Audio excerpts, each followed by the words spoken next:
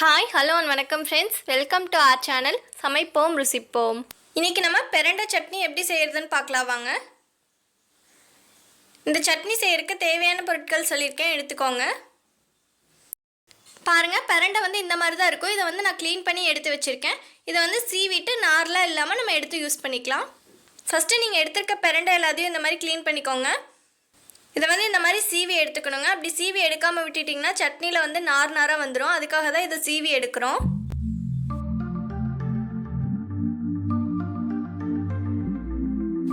இந்த மாதிரி ரொம்ப குட்டியாக இருந்துச்சுன்னா அதுக்கெலாம் எடுக்க தேவையில்லைங்க. பெருசாக இருக்கிறதுக்கு மட்டும் எடுத்துக்கோங்க. நீங்கள் எடுத்துருக்க எல்லா பிரண்டையுமே இந்த மாதிரி க்ளீன் பண்ணி எடுத்து வச்சுக்கோங்க.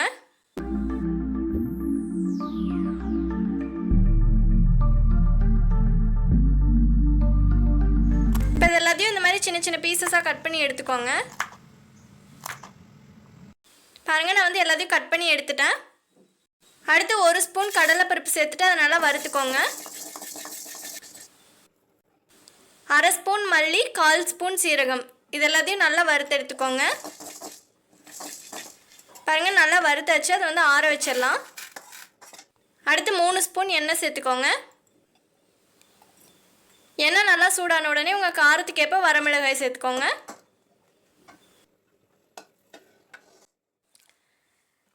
அடுத்து அதே எண்ணெயில் நீங்கள் க்ளீன் பண்ணி வச்சுருந்த பிரண்டை எல்லாத்தையும் போட்டு நல்லா வதக்கி எடுத்துக்கோங்க.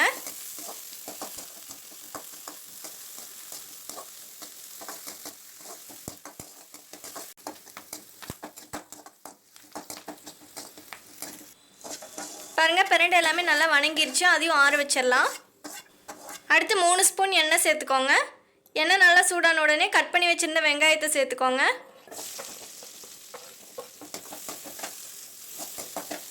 அடுத்து எடுத்து வச்சுருந்த பூண்டு, கறிவேப்பிலை எல்லாத்தையும் சேர்த்துக்கோங்க. நல்லா வதக்கி விட்டுருங்க.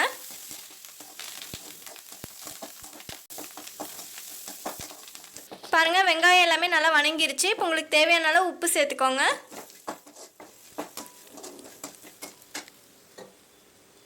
கொஞ்சமாக புளி சேர்த்துட்டு அடுப்பை ஆஃப் பண்ணிவிட்டு இதை ஆற வச்சிடலாங்க.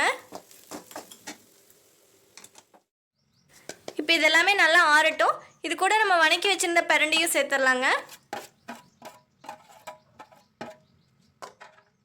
இப்படியே இதெல்லாம் நல்லா ஆறட்டுங்க. அதுக்குள்ளே நம்ம வறுத்து வச்சுருந்த கடலைப்பருப்பு, மல்லி, சீரகம், அது கூட வரமிளகாயும் சேர்த்துட்டு அரைச்சிட்டு வந்துடலாம். பாருங்கள், அது எல்லாத்தையுமே அரைச்சாச்சு. வெங்காயம் எல்லாமே நல்லா ஆறிடுச்சு. நல்லா ஆறின உடனே அதையும் இதில் சேர்த்துட்டு அரைச்சி எடுத்துக்கோங்க.